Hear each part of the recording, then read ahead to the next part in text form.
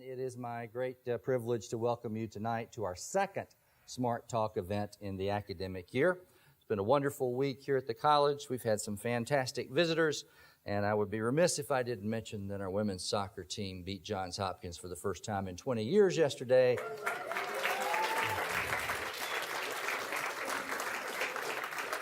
And is nationally ranked, so I just had to slide that in there. Talking about champions, it's great to be able to introduce tonight's Smart Talk guest, Randy Day, who's a proud member of the class of 1977 and the Chief Operating Officer at Purdue Farms. In retrospect, it seems destined that Randy might make his career with this flourishing agricultural company, which was founded in his childhood home of Salisbury, Maryland. One day when Randy was about 12, his dad drove him past the house where the second generation CEO, Frank Perdue, lived, and his dad said, "This man's doing something interesting. He's going to try to brand chicken, something that no one has ever done." So Randy clearly remembered his dad's words when a series of droll commercials that many of you from Maryland may remember aired on television, and you might remember those ads with Frank Perdue's famous tagline, "It takes a tough man to make a tender chicken." Meanwhile, Randy left the Eastern Shore to attend a little college on the Hill called Western Maryland. He majored in biology. He ran track, played football, pledged the Alpha Gamma Tau fraternity. I thought we'd probably hear a yell out there, and he fell in love with Debbie Scalzone, class of 1979, his wife now for nearly 4 decades. And they are about to literally have a grandchild. And during the summers, he went home to work on poultry farms where he nurtured his interest in the business of growing food. He earned a master's degree in poultry nutrition from the University of Maryland, and soon enough, his more than 36-year career with Purdue took off. So over the decades, Randy has ascended to increasingly senior-level roles in distribution and sales, quality assurance, product development, marketing, business development, and strategic planning in both Purdue's food and agribusiness divisions, as well as in Purdue Bioenergy and Purdue Agri-Recycle. Purdue is now a global business and is the nation's 4th largest poultry producer, contracting with 2,500 family farmers around the country and annually shipping about 700 million chickens to market. As consumers became more interested in and concerned about the animals that they eat, Randy has helped Purdue launch the world's largest organic poultry division and helped Purdue become the first company to renounce the routine antibiotic use in all of their birds. Randy oversaw several purchases of other companies, and I'm sure he'll tell us about that tonight. And together with CEO and board chairman Jim Perdue, Frank's son, Randy's now setting new industry standards for how chickens are bred, raised, and harvested. And this has won unanimous plaudits from animal rights organizations. He's also confirmed that listening to consumer demand and raising happier chickens makes for a very healthy bottom line in the company. So tonight, Randy's going to share his insights about his journey in global agriculture. And after his remarks, we'll move over here and have a conversation, which will be based on the questions we've gathered from the audience. So please join me in welcoming Randy Day back on the Hill. Randy.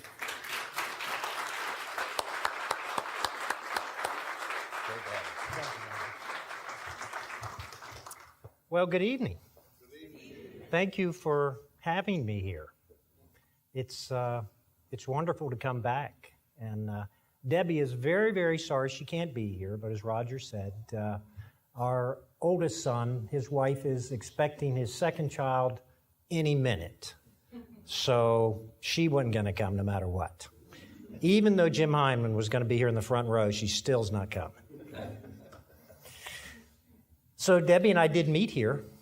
This Friday, the 28th, we met on this campus in the Bachelor Club Room 40 years ago.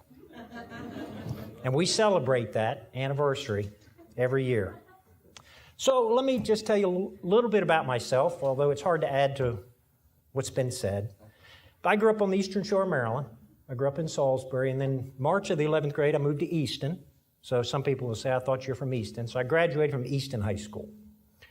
I live in Salisbury. I have 3 kids. My oldest son, Jacob, is a captain in the Army, and he's the mayor of Salisbury. Now, an odd combination. My daughter's a school teacher, and my youngest son is a farmer. I made him go to college, which he did, but he came home after college and said, okay, I did it, now I'm farming.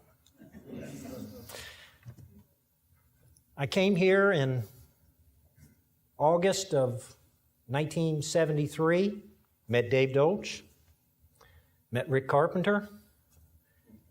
Larry Bocchese was my senior roommate for football camp. I'll never forget that experience. Played football, ran track, pledged Alpha Gamma Tau, and I was a biology major. Now, I will tell you, I was an exceptionally mediocre student. There was nothing special about me as a student. A couple of times I had to go visit the dean, but that was immaturity, like a lot of 17-year-olds. I had some growing up to do. I love Jan term, by the way. Do you still have January terms? I did all 4. I'll tell you about the last one. So my senior year, my good friend Buck Horsey and I, we loved to hunt. We were duck hunters. So we wrote a proposal for a Jan term where we camped out for 2 weeks on a farm on the Sassafras River, and we hunted geese every day. And we had to live off what we hunted. And so we did that. And we were allowed to take potatoes, carrots, onions, and eggs and hunt geese. And we did take a sufficient quantity of beer, I must confess. It turns out that was the coldest winter of my lifetime. That's the year the Chesapeake Bay froze. So it was a very cold hunt, but we had a great time. You know, there were some people here that, even though I was a slow starter and a mediocre student, there were some people here who had a profound influence on my life. In the biology department, Dr. Royer, Dr. Kirshner, they were amazing.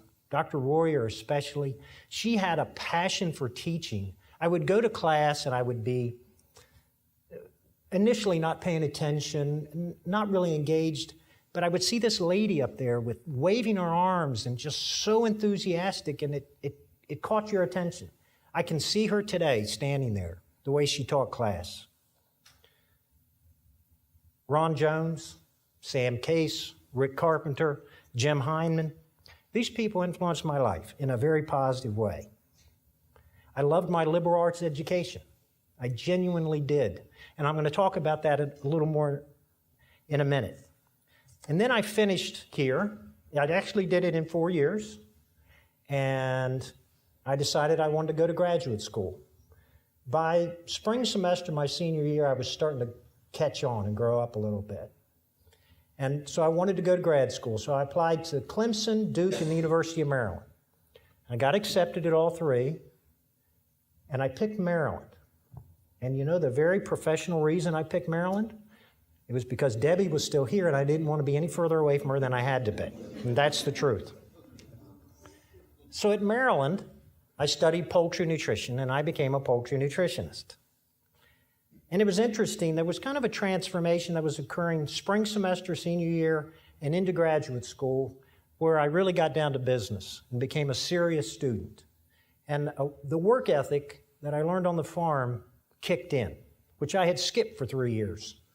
That work ethic escaped me whenever I would come to school. And I've continued my education since then, and I would always encourage you to do that. I think I was in my 40s when I went to Harvard Business School.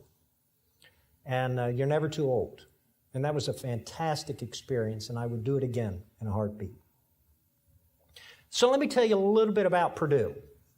Purdue is a family-held company, still is. Started in 1920 by Arthur, then Frank took it over. Everybody's heard of Frank. And then Jim, his son, took it over, and Jim runs the company today. It's actually 2 companies. There's Purdue Agribusiness and Purdue Foods. Purdue Agribusiness is an agribusiness company, a grain, soybean processing company. They have like 70 grain elevators. They handle about 400 million bushels a year. They export 130 vessels every year, and they import about 15 vessels every year. A lot of those are organic grains. We don't grow enough organic grains in this country yet to keep pace with the growth of the organic business. And most of that we're getting out of Argentina today. In fact, Peggy's son has been key in helping us source that. Oh, there she is. On the Purdue Food side, the other company, we're an animal agriculture company. We grow animals for food. And we're talking about 650 to 700 million chickens a year. 9 million turkeys, 1.25 million hogs, a bunch of cattle, and some lamb. If it's an animal and you eat it, we grow it for the most part. We've got facilities all over the country, mostly on the Atlantic coast, but we've got a plant in California. We've got one in Washington State. We've got 2 in Iowa. I was just telling Coach Hyman that one of our plants is in Sioux City, Iowa, which is where he went to college. So let me tack the boat and tell you about my career a little bit. So I'm a poultry nutritionist. How many days have I worked as a poultry nutritionist? 0. Not one day. How many days do I use poultry nutrition in my work? Almost every day. But I learn a lot of things. That's the value of, I use a lot of things that I learned in school in my work every day, and that's the value of a liberal arts education. Every single day, my work consists of dealing with things like nutrition, animal health, cash management, marketing, sales, information systems, people management, manufacturing, food scientists, research and development. The value of a liberal arts education is it helps you change gears. You know how you have to change classes throughout the day? And you're in biology and then you're in literature. That is training for the future. And if ever you wonder, why are you doing that? You need to be able to change gears. I have 22,000 employees. I got to change gears often.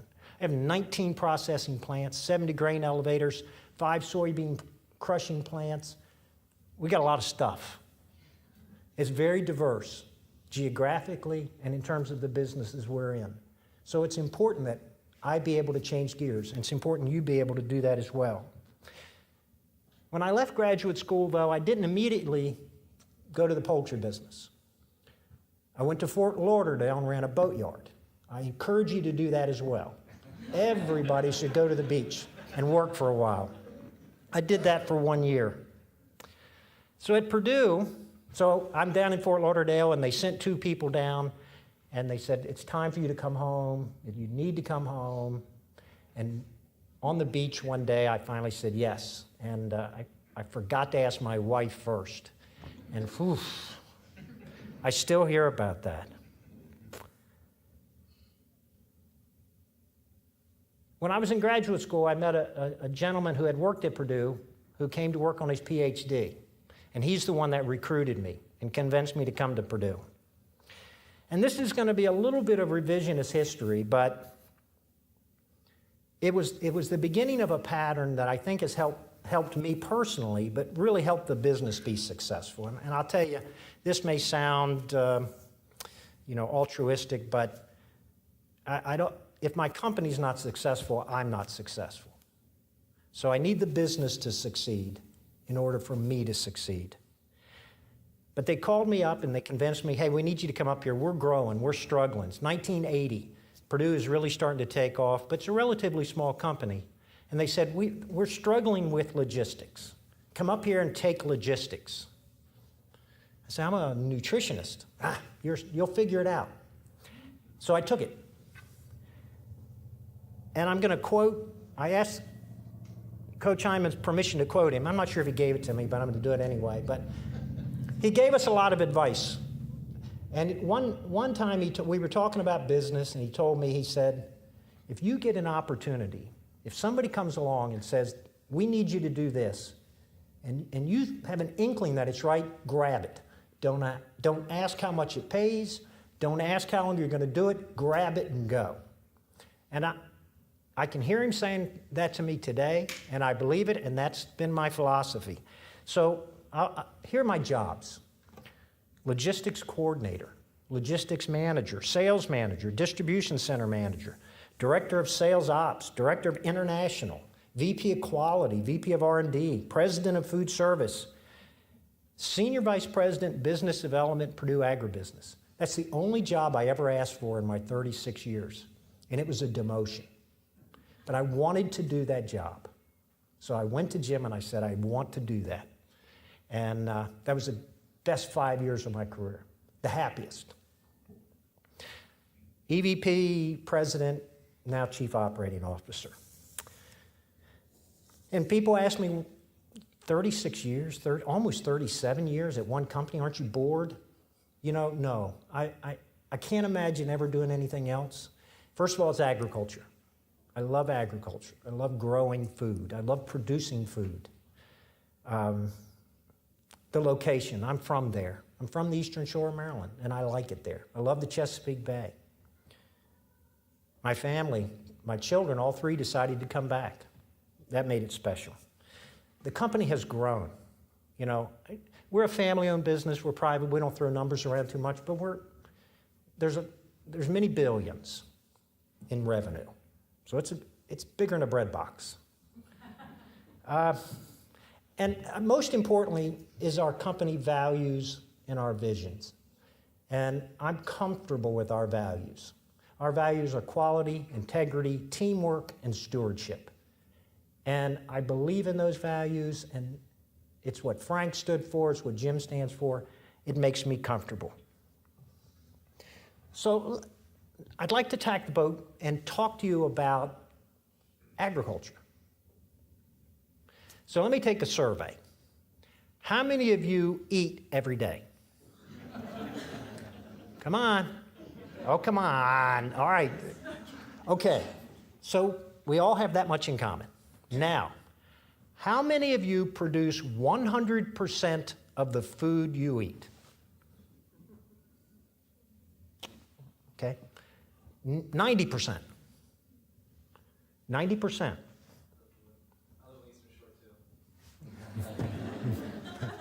Amen. 75%. 50. 25. Oh, we're starting to get a couple. All right. You see what's happening there? The vast majority of us, including me, produce very little of the food we eat. So there's a societal change that's been occurring in our country over the last, let's say, century. People have been moving away from agriculture, away from rural America to urban areas. Today, the USDA reports 2% of the U.S. population is involved in production agriculture. 2% feeding 98%. Is that bad? I'm not suggesting it's bad. I'm not suggesting it's good, right or wrong. It's just what it is. I think it's very interesting. So as society moved away from food production, what did the business of food production do? They rushed to fill that vacuum. Farms got bigger. Equipment got bigger, more efficient. And confinement animal agriculture emerged and became a big business. There were so many scientific developments, animal nutrition. We know how much lysine a baby chick needs at 3 days, to the point it just drives you nuts. But we know that. Genetically modified grains. Most of the corn and soybeans in the United States today are genetically modified. Is that good? Is that bad? I'm not sure, but it is that. Herbicide and pesticide development. It's just amazing. If you look at corn yields in the United States, the graph looks like that over the past 20 years. If you look at soybean yields, the graph looks like that. So on the same land, we're producing more and more crops. On the one hand, I could argue that's a good thing. The human population continues to grow. There's about 7 billion people on the planet today. By 2050, that number is there's projected to be 9 billion. So we got 2 billion more people to feed. We have to think about how we're going to do that. And you know where that growth is going to come? It's going to come in the urban areas. The rural population is expected to decrease slightly between now and 2050. I think that's very interesting. But something's happening in our culture today that I think is fascinating. there's this emerging awareness of this situation. There's a concern, emerging concern about agriculture. Now, we moved away from farming. We let people, we encouraged people to figure out how to feed fewer people to feed more people.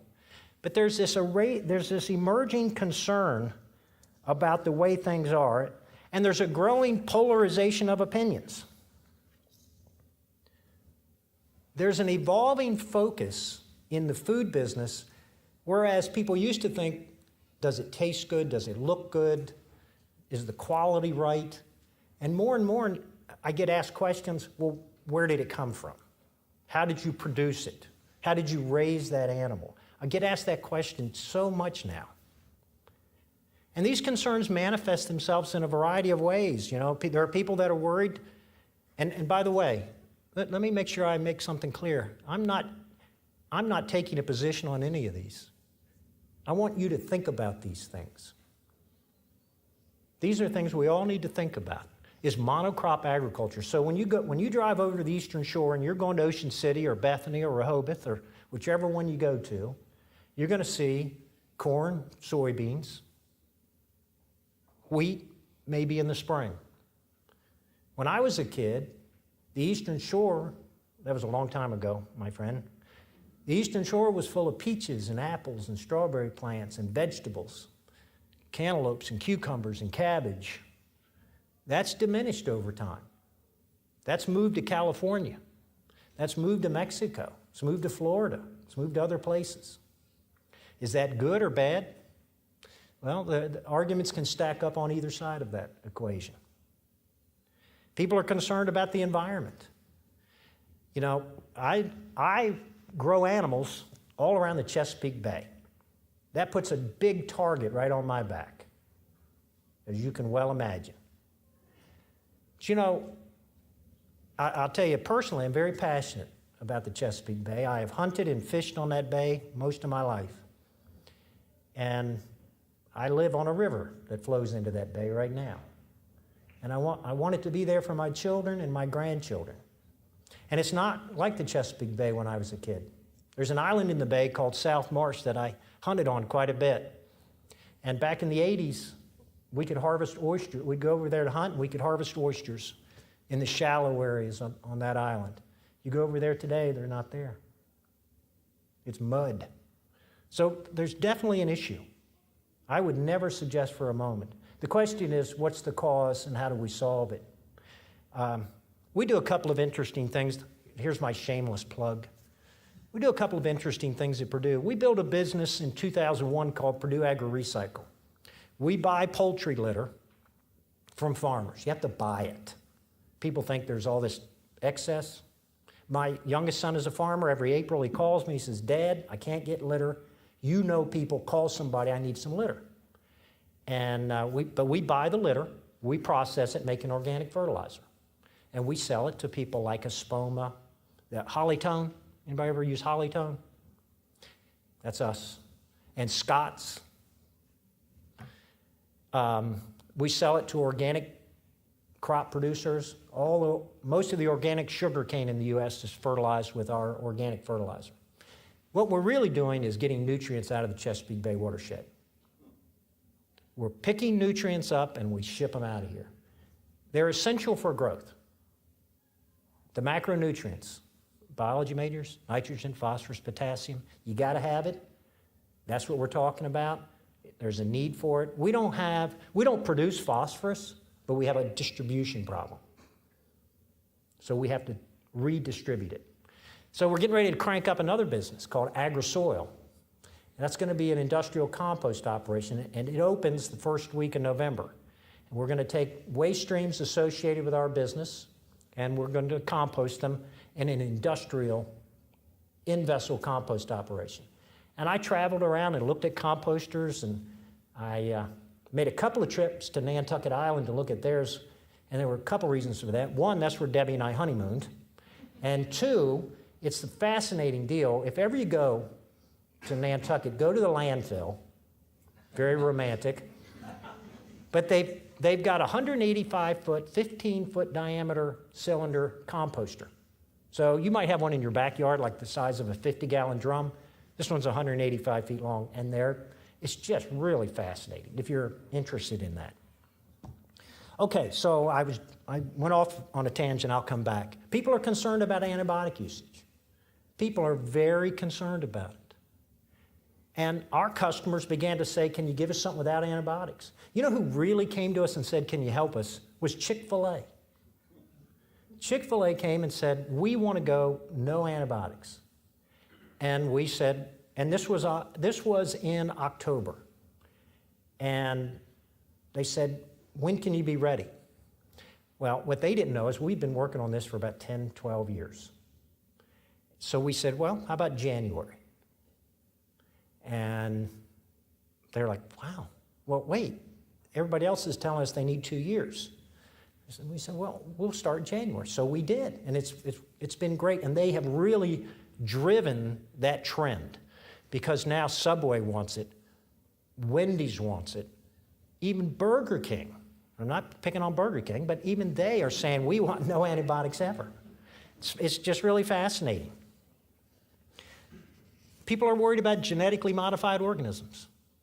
I don't know if that's a good thing or a bad thing. I know we can produce a lot more food with it, but what else comes with it? I'm not sure. What's right? Is organic right? I produce a lot of organic product. We're the largest organic chicken company in the world.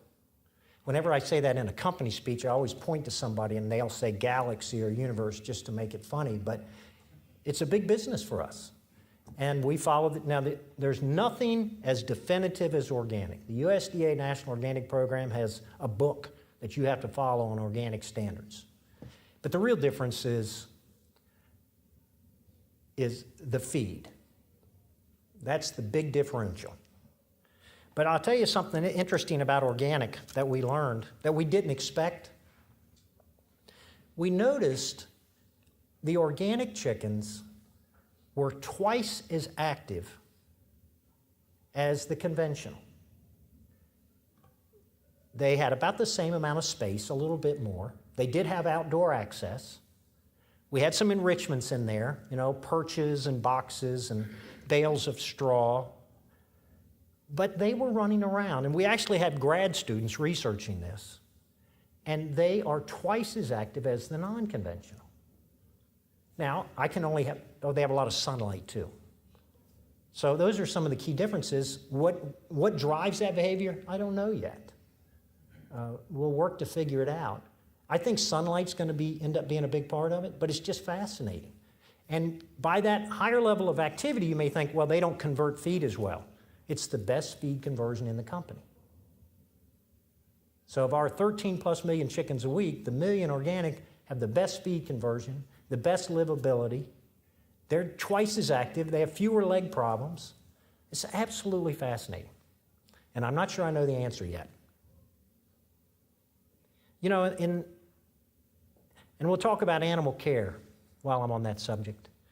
When I left in poultry and went to our agribusiness for 5 years, when I came back, I went to visit farms. And I noticed something that had been happening. And we were all proud of all of our technological advancements. And we began to create what we called cave dark houses. You walked in that house, it was dark. We were controlling the environment. And we were growing pretty healthy chickens, we thought. But there was no sunlight. And I noticed the farmers didn't want to go in there and work because they couldn't see. Had to take a flashlight to do their job. So I thought, no, wait. There's lights, and the lights run certain hours every day, so it's not like they're darkness all the time, but it just didn't seem right. So we started adding windows back. And we had one test house where half the house has windows and half doesn't. And if you walk in the middle, you look down, and no windows, windows. And you notice chickens more active, and you notice them congregating in the sunlight. So I think there's something to this whole sunlight thing. And these chickens tend to gather at the fence between them and look through longingly like they want to be on this side. You know, in the food business, it's not uncommon for us to say, people don't know where their food comes from anymore. They think chicken comes in a styrofoam tray and with plastic wrap. And there's some truth to that. But I also think in the food business, we've lost touch with consumers. And a part of our focus is to talk to consumers and talk to people.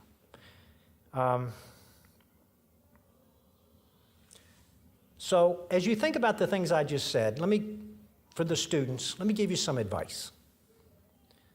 Think for yourself. You know, you came here not to learn certain facts, but to learn how to learn. Challenge, question, study, research, make up your own minds. I mentioned a lot of controversial subjects in agriculture, and you need to decide for yourself what's right and wrong. Don't let someone else tell you don't let an old man like me tell you what's right and wrong. You decide for yourselves. And engage in discussions with people you don't agree with. Learn how to keep those discussions civil, but talk to people you don't agree with. And I'm going to end with a story.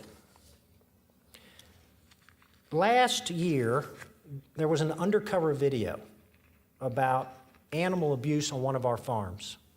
Now, our chickens are grown by contract farmers, by families that they have small farms and they supplement their income growing chickens. Same is true for our hogs and our cattle and turkeys.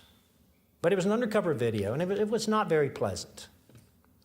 And so we got together in a group, and what are we going to do? How do we react? Got to get ready. We're going to get media calls. Got to have a statement. What do we say? We got through that. Then there was another one. This one was disturbing. And it showed a worker in a chicken house literally stomping chickens to death. It was very uncomfortable, very hard to watch. And so we got it together. What do we do? You know, crisis control. And one of the folks that works with me said, "Randy, did we know this was happening?" I said, No, Mark, I don't think we knew. He said, "Then why don't we call them up and say thank you for making us aware? Because we can't do something about it if we don't know about it." Okay. You call them and tell them thank you. And he did. And the next day in a major newspaper, there was a headline that said, "This has never happened before." And, you know, this big company called this animal rights group and said, "Thank you for making us aware." So that was kind of an epiphany for me. So we decided, let's sit down face to face and talk. So I appointed people. You go talk to, there were 3 groups, Compassion in Rural Farming, Mercy for Animals, and Humane Society of the United States that we decided we would work with. 2 of them had been ones to do the undercover videos. And we went and met in person. And what was fascinating, here's people we would absolutely never agree with on anything, we thought. And yet, at the end of the conversation, we were about 90% in agreement. The major disagreements were over timing, not over what we would do. That was a real key learning. So then we said, let's go one step further. I gathered a room of about this many people in Ocean City, and I invited those animal rights group to come and talk to us. And they all got up and said, "I have to tell you, this has never happened before." That a company would invite us, and 3 of us, and none of the 3 knew the others were coming, by the way. But that was the dialogue with somebody you don't agree with can be so refreshing and so enlightening. And I would encourage you to never hesitate to sit down with folks you don't agree with and have a conversation. You might be impressed. Okay? Thank you. So first of all, I think we need to get a tight shot on this Western Maryland College tie, because I've been envying this tie all night long. So that's a really great. This tie is probably 40 years old. So I don't know any expert that I've ever talked to who is going to be better able to answer this question for us. Which did come first?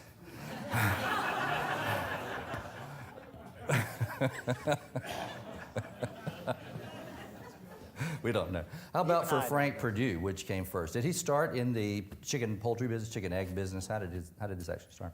The business started, in 1920 by Frank's dad, and it was an egg business. Arthur worked for the railroad, wanted to go into business for himself. He noticed people who got on the rail cars and took eggs to New York seemed to be doing pretty well. And so he bought some laying hens and got in the egg business. And that's how the business got started. That was 1920. And Arthur used to say, 1920 was a banner year. I started my own company. My only child, Frank, was born. And I bought my first car, a Model T.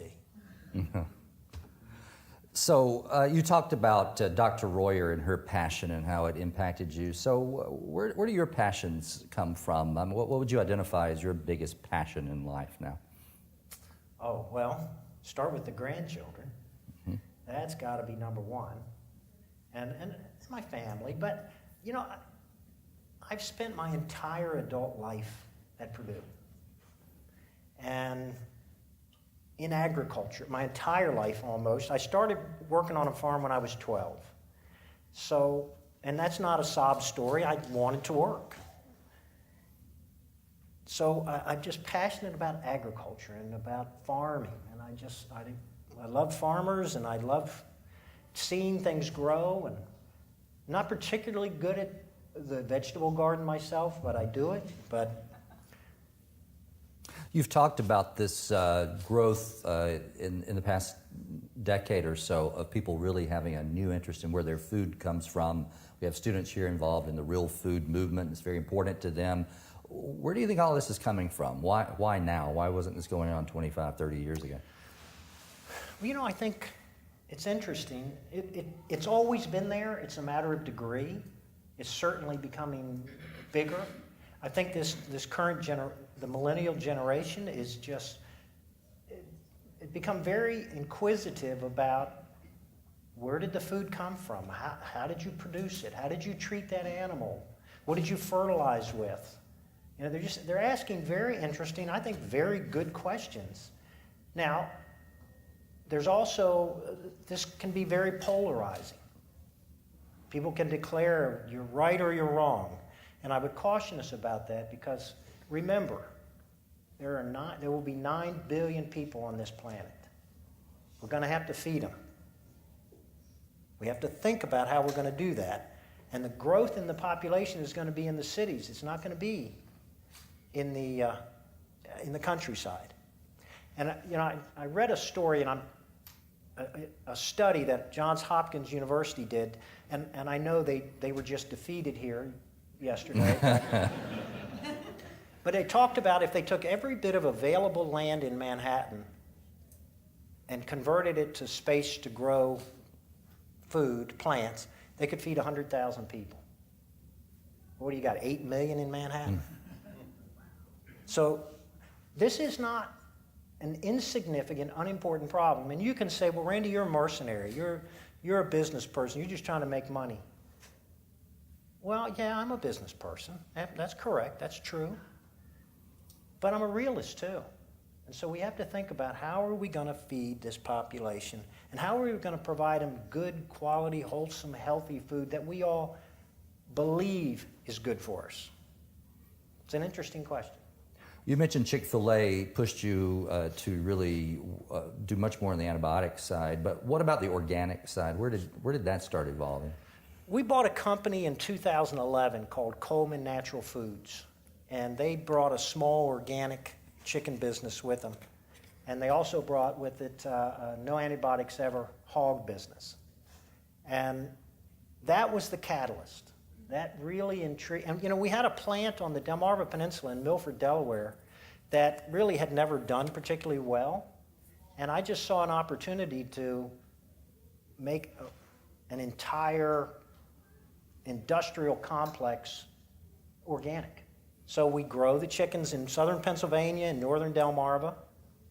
They're fed organic corn, soybean meal. That's pretty much it. You know, that's the diet. And it's just been fantastic. And there's growing demand. Now, you know what happens in business when you do something and it works? You get copied to death.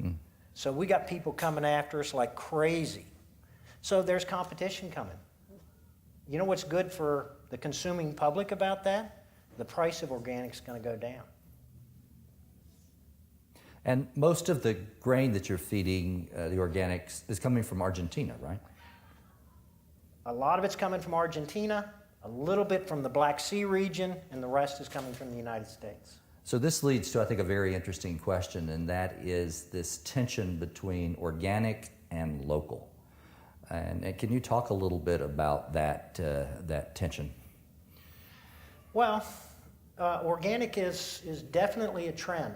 On the West Coast, we have 2 chicken plants, and we have local brands, Rocky, Rosie, and Ranger, and also Petaluma, and we have another one, Mount Vernon brand, and in Washington State and in Northern California. And they're local brands, and they're locally raised and harvested animals, and it's very, very popular. And I guess the rationale is the concern over carbon footprint and you know, the fossil fuels required to move product. But you know, it's interesting, as I said, we've all watched this or allowed the truck farming to move from Delmarva to Mexico or California or Florida, and we still go to the Giant or Weis or Wegmans and buy our produce, don't we? Pardon me? Farmers market. But you know, there are wonderful farmers markets, but you know, there's still the majority of the U.S. population is going to Costco and supermarkets, and they're buying produce from all over the world. Mm-hmm. It's an interesting dichotomy. Are most of your chickens from the Eastern Shore? No, no, they aren't. We have 4 operations on the Eastern Shore. We have 2 in North Carolina, 1 in South Carolina, 1 in Georgia, 1 in Kentucky. We've got a turkey operation in Indiana. Our hog operations are in Missouri and Iowa, and then we've got chicken operations in California, Washington State, and then the cattle are raised mostly in Idaho, and the lamb are Oregon and Northern California. So as a family business really built on these 4 core values you talked about, how do you go find or ensure that these farmers around the country are living up to those values for you? Well, you know, we have people who visit farms on a regular basis, and we invest more in that than our competitors. We have, you know, our people have fewer farms to cover, so they can spend more time. We have a brand called Niman Ranch. It's a brand of pork and beef. It is, in the world of animal care, Niman Ranch is at the top. We bought that business a year ago, last month. And one of the things I proclaimed when we bought that business, and it's hard for a big company to do this, I said, nobody can touch them. Leave them alone. I put one person, the guy who had been CEO of Coleman, and he was the one who said, Randy, did we know this was happening? We should call him and thank him. He's kind of an out-of-the-box thinker. I put him in charge, but I said, for the rest of the company, you got to leave them alone because we're going to learn from them. We're not going in there and take over. And it has been just fascinating. So I'm slowly letting people go visit them. Just slowly, because I don't want to we got 22,000 people. We'd send 1,000 people out there and take over and tell them everything they're doing is wrong. Now, I don't think everything they're doing is wrong. I think we have a lot to learn. And they're a relatively small company, so I have to protect them. There's a real, I don't want to call it a movement or perspective in the media and in common wisdom here in this country that when you get big, you become bad. And can you talk a little bit about that, how you encounter it, how you deal with that in your work? You know, if I can just tell a quick story. A couple of months ago, I went up to Harvard Business School and had dinner with Dr. Clay Christensen, who I'm really fond of. He's come and spoke to us several times. He wrote several books, The Innovator's Dilemma, The Innovator's Solution, some great books. And he and I had dinner with the president of Southern New Hampshire University. Southern New Hampshire University, over a, I'm going to say 5-year period, has become the largest not-for-profit online university in the country. They've just had this phenomenally explosive growth.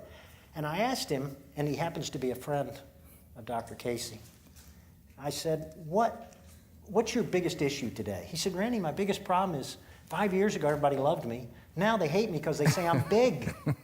I got too big. We had too much success. It is a dilemma. The evils of big ag.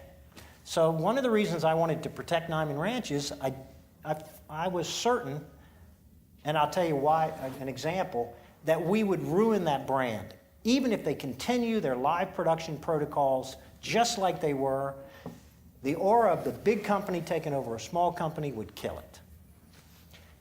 And I got a taste for that. Right after we bought them, I went to New York and we had a chef's dinner. 30 chefs that are customers, 30 chefs that were potential customers. And they introduced me. This is Randy Day, he runs Purdue. All night long, I had somebody with a finger in my chest. You are evil, you're big ag, and you're going to ruin this wonderful business. And you know, you have to swallow your pride sometimes and take that. But I learned something very important. They were serious and they're passionate about this. So we grow those animals just like they always did. We're not changing a thing. And my wife and I went out in August, and I took her on a tour of several of the farms. And they grow the animals outside. They have little huts, and it's pretty fascinating. But you know, we have to figure out how to do that on a fairly substantial scale, because there's a lot of mouths to feed. I can't feed 5 people and be successful. There are a lot of people that want animals raised that way. I have to figure out how to do more. But I can't compromise on those values that brand stands for. Do you think you would be substantially different if you were a publicly traded company? You know, it's funny, we talk about that a lot, but that's not in the cards for us. We certainly would be less patient. You know, it took us to eliminate the use of antibiotics in raising chickens. We've had to change the process. The antibiotics allowed us to raise chickens the way we were raising them. So in order to not use them, we had to make changes. And you say, well, what do you mean? I'll give you an example. We're about the biggest user of baby wipes in the country. Okay, now what am I talking about? When those, no, don't get that mental image, don't do that. When the eggs come to the hatchery, we take baby wipe and we wipe them off. The bacteria on the surface, if it gets inside the egg, it'll make that chick sick. And then we have to use an antibiotic. We don't want it to get sick because we don't want to use the antibiotics, so we had to clean the outside of the egg. Sounds simple, but there was 25 things like that we had to do throughout the process. So what's the difference between being the COO and being the president? Well, I was the president of Purdue Foods. So the 2 Purdue companies, Purdue Foods, Purdue Agribusiness, there are presidents of each. I was the president of Foods, now I'm the COO, so I have the company. Mm-hmm. And what's your toughest job you're facing right now in this role? Succession planning. You know, I'll be 61 next month, and some of the folks that are on my team are older than I am, and they begin to talk of retirement. And that succession planning is tough because you got to bring people in that not only have the intellect and the work ethic the talent, but share your values. I have seen us bring in some wonderful people into our company that did not embrace our values, and they fail. So that's job number one. Mm-hmm. You went and talked to essentially your public enemies. I mean, these are the people who were attacking you. You got them in a room. In this country today, that is just not happening. I mean, how did you think you could pull this off? How did you do this? What's your advice about scaling up this conversation between people who have different perspectives? You know, I think if I really knew the answer to that, I would have run for president. I'll vote for you. It is absolutely unfortunate and unacceptable how polarized our country has become. I'm disgusted by it. I'm brokenhearted by it. It's not healthy. It's not good. You know, we either love somebody no matter what they do, or we hate them no matter what they do. I find that unacceptable. I think we have to do this one person at a time. There's no sweeping gesture I can make that would change America today. I think one person, one controversy, one conflict at a time. We have to engage in dialogue. And you know what? If the other side isn't willing to participate, well, then go on to the next one, I guess. But we found in that case that everybody was willing to talk. Now, I'm a business person. I'm judged by revenues and profits and things like that. And you may think like the animal rights groups are not, but they have to raise funds. And so getting to say that Purdue is, they can talk to Purdue, they can pick up the phone and call Randy Day, that accelerates their fundraising. So there's a little bit of mercenary in them as well. We all have a little bit of that. So obviously pollution and runoff from farms is a big issue, particularly as it relates to the Bay. Can you tell us some specific things that you are doing to try to curb that? Sure. Well, I mentioned the Purdue Agri-Recycle and the Purdue Agri-Soil. So those two businesses are about picking nutrients up and redistributing them to where they're needed. And I'll tell you, I've tried to stay very neutral in our dialogue with one tiny hint of bitterness. It's unfortunate the way people try to paint one industry or one group as the cause, as the bad guy. I was at dinner tonight, I was saying that, I won't say names, but I had a kind of a heated exchange once with a U.S. senator over the issue of nutrient credit trading. And I wish Maryland would go ahead and move it forward. But the senator said, Randy, we're going to keep growing in the Baltimore-Washington corridor. And as a result, we're going to increase pollution. We need the ag sectors to overcompensate for our increases because it's cheaper for you to fix your pollution than it is for us to fix ours. And I'm going to tell you that struck me as a little bit immoral. We all need to fix it.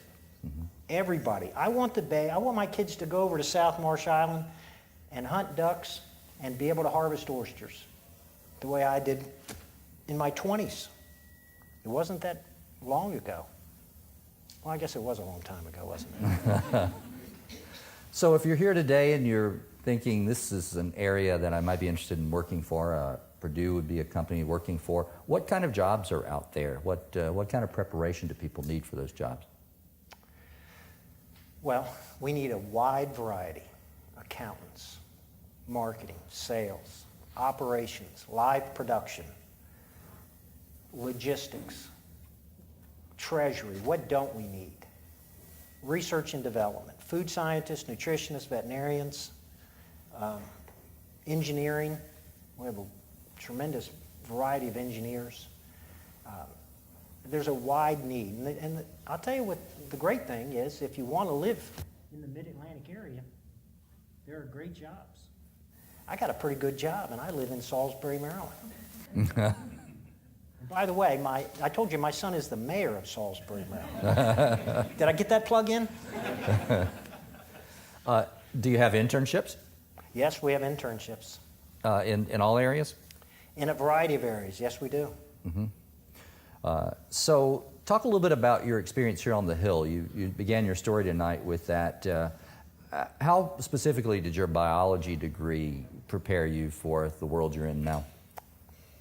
Well, you know, the fundamentals of biology and chemistry as well. I'm in a science business, really, agriculture.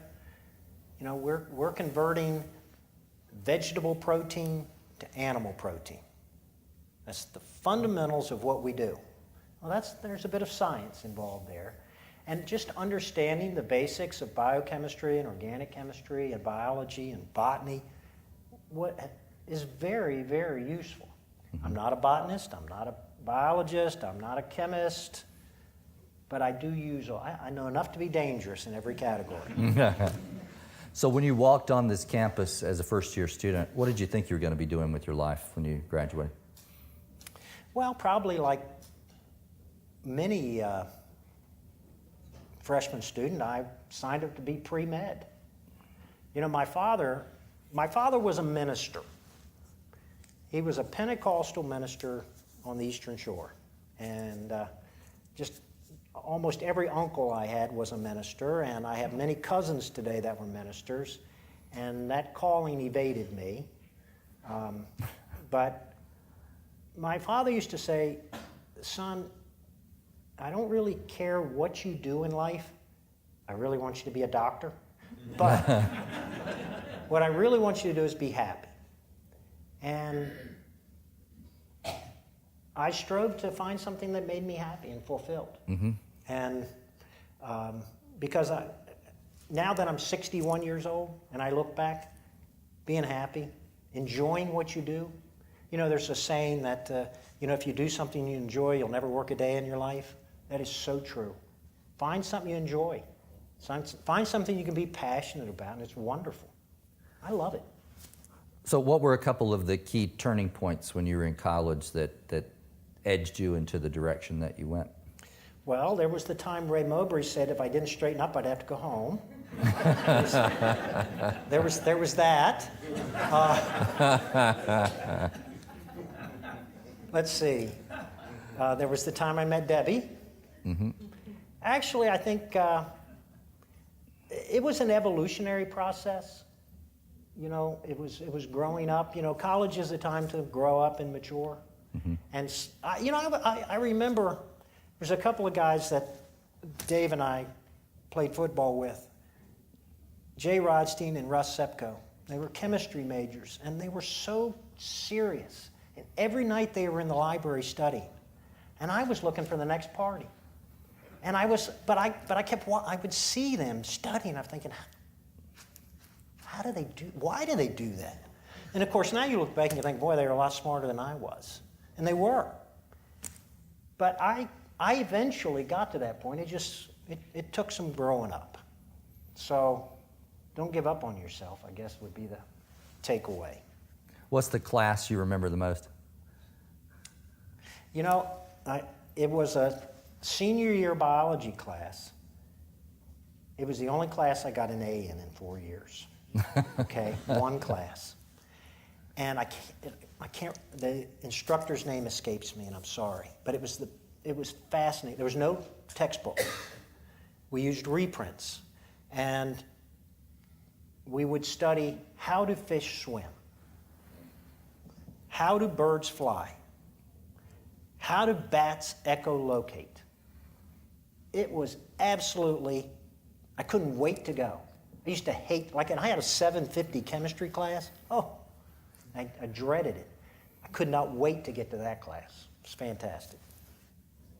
So what's next? What's next? For Purdue? For Purdue, for you? Mm-hmm. Well, for me, more grandchildren. For Purdue, we'll look to continue to move down our animal care path. We're going to continue. We just opened an office in Brazil, so we'll be expanding into South America on our grain business. Brazil is, South America rivals North America now in soybean production and catching up in corn. So we have customers all over the world. So I'm talking about our grain business now. And they say, hey, we need you to supply us year-round. Well, we get a harvest in the fall. And we ship them our harvest. We don't have anything in the spring. Well, they need it year-round. So accessing grain out of South America gives us that bi-hemispheric trade. We can take care of people year-round. Great. Well, on behalf of everyone here, I want to say that even though you only made that 1A, you're pretty A+ in our book. We're incredibly proud of what you've gone on to achieve. And I think you've given us a lot to think about in terms of the kinds of issues and dilemmas that you deal with in your work every day, and a great example, again, of how liberal arts education really prepares you to do anything. So if everyone could join with me, let's give Randy Day a big round of applause for being with us.